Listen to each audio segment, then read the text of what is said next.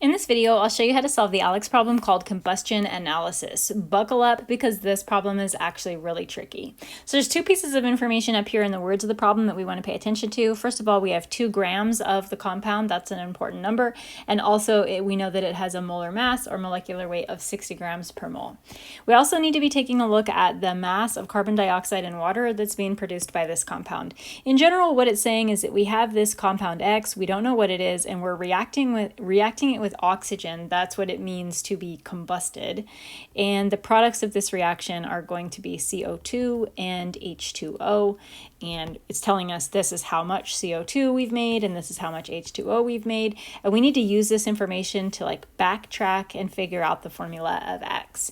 We know from the balanced equation or sort of balanced equation that I've written here that all of the carbon atoms in CO2 are coming from the molecule X, and all of the hydrogen atoms are also coming from the molecule X. But we can't say the same thing about oxygen because oxygen is being added as part of the combustion process. So what we're going to do is take this mass of carbon dioxide, the 2.93 grams, and we're going to use this to figure out how many moles of carbon atoms we have because we know that all of those carbon atoms started out in the molecule X. So what we want to do here is take our grams of CO2, and we want to begin by converting the grams of CO2 into moles of CO2. And we're going to do that using the molecular weight or the molar mass of CO2. From the periodic table, carbon weighs about 12 and oxygens are each about 16. So 12 plus 16 is, I think, I'm going to double check, a 44 gram per mole molecular weight. 12 plus 16 is 44 grams per mole. And this step, that allows us to cancel out the unit of grams CO2. And what we want to do next, and this step might seem a little bit goofy, but just hang with me, what we want to do is not really understand how many moles of CO2 we have, but what we really want to know is how many moles of carbon we have, because we know that all of the carbon from the CO2 came from the X molecule. From the formula CO2, we know that we have 1 carbon atom for every CO2 molecule. So this is a 1-to-1 ratio, which is why this seems kind of goofy. But again, in the next part of this, it won't seem so goofy. So if we do this math, 2.93 divided by 44 times 1, that's going to tell us, I did multiplied instead of divided, 2.93 divided by 44, this tells us how many moles of carbon we have, 0.06659 moles of carbon. And that's how many moles of carbon were in our molecule X. We're going to do the same thing for the hydrogen in the water. Problem tells us that we have 1.20 grams of H2O, and we need to figure out how many moles of hydrogen that is. So first thing we're going to do is convert the grams of H2O into moles of H2O. Again, using the atomic masses from the periodic table, hydrogen is a mass of 1, and there are 2 of them. Oxygen is a mass of 16. So this is 18 grams per mole. But again, we don't really want to know how many moles of how many moles of H2O we have. What we really want to know is how many moles of hydrogen we have.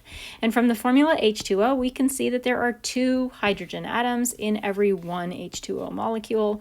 So this is going to, when we do the math here, this is going to give us our units of moles of hydrogen. 1.2 divided by 18 times 2. This tells us that we have 0.1333 moles of hydrogen. So we've got the moles of carbon in X figured out. We have the moles of hydrogen in X figured out. We now need to figure out whether or not X contains any oxygen. It might not. Does it have oxygen? And this is going to be kind of a tedious step in the problem.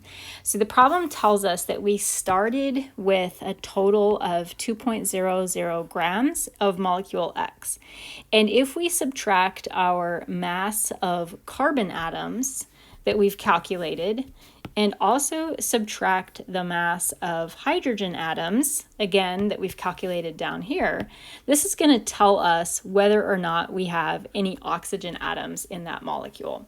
Like the total 2.00 grams, that's going to be the total mass of the carbon, the hydrogen, and the oxygen as well, if we have it. So what we need to do is take these moles of carbon and convert them into grams. 1 mole of carbon is approximately 12 grams. That's its atomic mass. And we need to do the same thing for the hydrogen. 1 mole of hydrogen is approximately 1 gram of hydrogen. 0.06659 times 12 is 0.7991 grams of carbon. So that's how many grams of carbon we have. And for our hydrogen, 0.1333 grams of hydrogen. So we can use this equation up here to figure out if we have oxygen. We won't always have any oxygen, so sometimes this starting mass minus the carbon minus the hydrogen, sometimes it's going to be 0, but it doesn't look like that's the case here. 2 minus 0.7991 minus 0.1333 is a total of 1.0676 grams of oxygen. So what I'm going to do now is this math that I did here, I only did it for this part of the problem to try to figure out how much oxygen I have. So what I'm going to do now is erase all of this. It was absolutely necessary and important. I had to do it in order to figure out how much oxygen, but I don't need that information anymore. So I'm just going to get rid of all of it. And I'm also going to add, in the space up above, I'm also going to add that I have, let's see, we'll go right here with it, 1.0676 grams of oxygen. And I want to convert this number into units of moles of oxygen so that I have moles of carbon, moles of hydrogen, and then also moles of oxygen. I'm going to do that by using the atomic mass of oxygen, 16 grams of oxygen in 1 mole of oxygen. 1.0676 divided by 16 is 0.06673 moles of oxygen. So I have figured out I have this many moles of oxygen and carbon and hydrogen. This is now it's kind of like an elemental analysis problem. At this point, what I'm going to do is analyze all 3 of these numbers. I'm going to pick the one that's the smallest, which is this one right here, barely, and I'm going to divide all of them by that number. So here I'm trying to turn these into integers, with the smallest integer being equal to 1. And so I'm dividing, oops, it looks like I switched a couple numbers. I'm dividing all of them by the smallest number, which is 0.06659. And that's going to give me, for oxygen, it's going to be about 1. My calculator gives me 1.00. That's close enough to 1. So 1 mole of oxygen. It's going to be 1 mole of carbon. And 0.1333 divided by 0.06659 is 2 moles of hydrogen.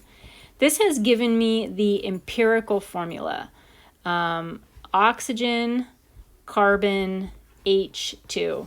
It's kind of goofy to write it like that. Normally we write the carbon first, the hydrogen second, and the oxygen last. That's just sort of the standard of how to do it. So that's the empirical formula. The problem is asking us to find the molecular formula. The molecular formula could also be CH2O, or it could be twice that, so C2H4O2, or maybe it could be 3 times that, C3H6O2. We know that the molecule has a molar mass of 60 grams per mole, so we have to figure out which one of these has a mass of 60 grams per mole. Using the atomic masses from the periodic table, carbon is 12, hydrogen is 1, and oxygen is 16. 12 plus 2 plus 16, that's an atomic mass of 30 grams per mole. So we know that this formula is not right because it's not big enough. This one over here, 2 times 12 is 24, plus 4 for the hydrogen, plus 16 and another 16 for both of those oxygen. 24 plus 4 plus 32 is 60 grams per mole. That's a match. And that's the molecular formula, C2H4O2.